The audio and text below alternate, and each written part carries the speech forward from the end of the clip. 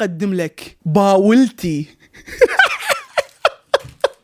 اقرأ باولتي باونتي. شوف عزيزي المشاهد، لاحظ لي حتى التصميم نفسه مسوي نفس الشكل بالضبط. طبعا الحجم همينه الباونتي الاصليه اصغر من الباونتي التقليد، هاي الاصليه اصغر من هاي. نفتح الباونتي الاصليه. خمقش بحلقي شباب وضحكون عليه بالكومنت. ما حاجه ماكل شيبس ترى عادي. الباونتي تجي بيها اثنين. وهسه نفتح الباولتي. الباولتي من شكلها ما يبشر بخير. بقى فرق اللون. شوف شباب، هاي الاصلي ضد هاي التقليد. شوف لاحظ عزيزي المشاهد، هاي الباونتي الاصليه وهاي الباولتي. تعالوا خلينا نقطع الباونتي الاصليه. اوكي، وهسه نفتح الباولتي. بطنها جوز الهند، بس احس لونه باهت. مو شو تقولون؟ تعالوا خلينا نجرب الباونتي الاصليه. بسم الله.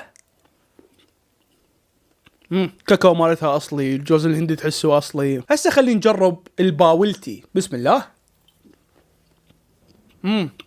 شباب الكاكاو مالتها كلش عادي، ببطنها تحسون قاعد تقرطون مبروش ناشف، بينما هاي لا، حاطين لك جوز الهند. هو نفس الجوز الهند مبروش، نفس الشيء ترى. هو منين يطلعون المبروش؟ من جوز الهند. بس هنا تحسون المبروش اللي بداخل الباونتي الاصليه طري، مو ناشف مثل هاي الباولتي. تحسوه مبروش هيجي. شلون شايف من تشتري مبروش كيلوات وتحطه بحلقك وتقرطه؟ نفس الفكره. ما اعرف هذا اللي قلدها ليش قلدها اصلا. طبعا اكو هوايه نساتل تشبه الباونتي بس غير اسماء. يعني عندك مثلا هاي روكوكو بس التشيس مالتها يشبه تشيس الباونتي بالضبط. نفس الفكره، يعني الخلفيه والصوره نفس صوره الباونتي، بس الاسم هنا يختلف. هنا انا عايش تديهم مغيرين لك بس الاسم، وشوفوا شكلها من الداخل تشبه الباولتي بالضبط. شوفوا.